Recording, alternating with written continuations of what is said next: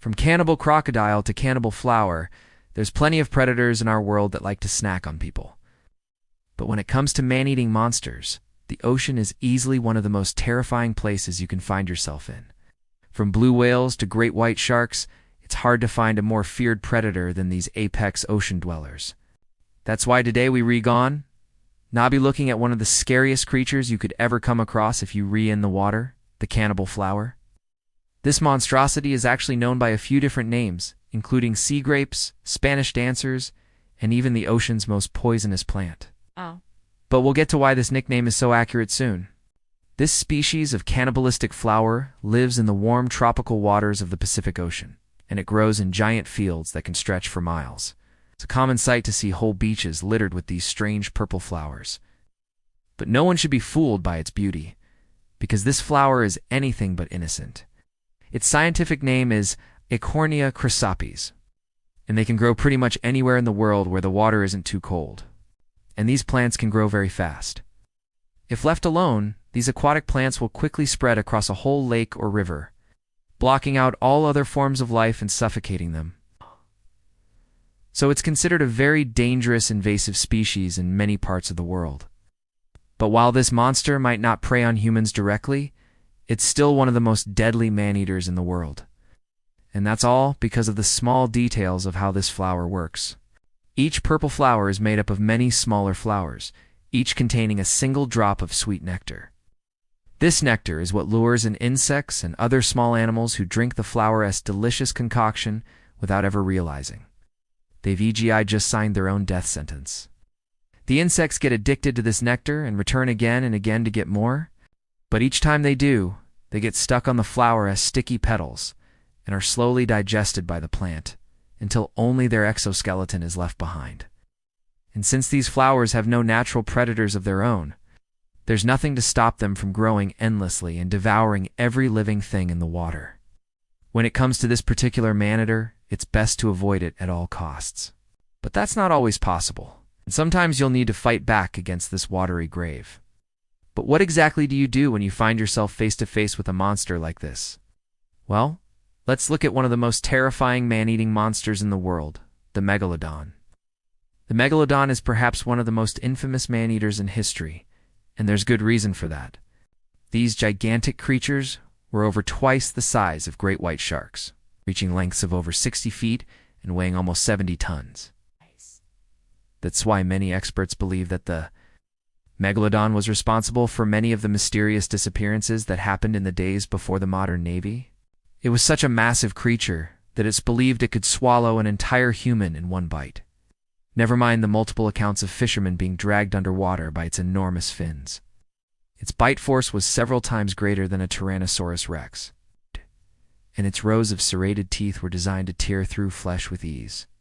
And while most people believe that this prehistoric shark went extinct about 2 million years ago, recent evidence has shown that it may have died out far more recently. Some experts believe it may have been wiped out as recently as 40,000 years ago, which would mean that humans and megalodons may have overlapped for far longer than we thought. That's why some experts believe that myths about sea monsters like the Kraken and the Lasca may have actually been inspired by real-life encounters with megalodons. But whether they died out 2 million years ago or 200 years ago, one thing is for sure: the megalodon is one of the greatest man-eaters that ever lived. And while there's no way a human could take one down in a fight, there are ways to survive an encounter with a megalodon. The best advice given by experts is to aim for the eyes. Since the megalodon was such a huge creature, it would likely take quite a few hits to bring it down. But its eyes were probably its weakest spot. If you could somehow get close enough, gouging out its eyes would make it disoriented and hopefully less aggressive. From there, you could try to stab it with something like a harpoon, though you'd need to make sure to aim for vital organs. But unless you have a giant net to trap it or a few thousand years of advanced technology to help you out, your best bet is simply to stay away from the megalodon and hope it swims off to hunt another day. But for this last man-eating monster, that's not always an option, because this next monster doesn't just eat people, it actively hunts us. And it's intelligent enough to stalk and ambush its prey. It's the G1, the deadliest creature on the planet. The GI is the largest species of jellyfish in the world, and it is estimated that its tentacles can reach lengths of over 100 feet. It lives in a single polyp colony connected to a central trunk and is capable of catching prey with its stinging cells. These cells inject a venom into its victim that paralyzes them and brings them down. While many jellyfish are small and relatively harmless, the GI is anything but. Its sting is so powerful that it can kill you within minutes, which is why it's no surprise that it's the most deadly creature on the planet.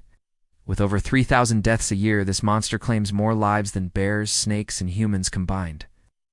In fact, it's thought that between 2008 and 2012 alone, the number of GI-related deaths increased by 400%. And since they live in areas of the ocean with the highest population of humans, it's likely that this trend will continue for the foreseeable future. They often wash up on shore in such large numbers that they form a deadly barrier that can go on for miles. But they also like to drift near the surface of the water and float along with the current. That means that anyone swimming or boating in these areas are in grave danger and could be killed in a matter of seconds. That's why anyone who finds themselves in the unlucky position of being stung by this creature need to immediately head for shore and lay down in the sun. That might sound counterintuitive, but being stung by a jellyfish is worse than being bitten by a shark or a crocodile. And if you're not careful, you could end up dead in the water. Jellyfish stings don't bleed like a shark bite or a crocodile bite, so it's easy to panic and start thrashing around. But doing that will only agitate the unfired cells and make the sting worse. Jellyfish stings are the only kind of wound that needs to be treated with vinegar, so make sure you find someone who can help you as soon as possible. Now check out terrifying things found deep in the ocean that will make you never want to swim again. Or click this other video instead.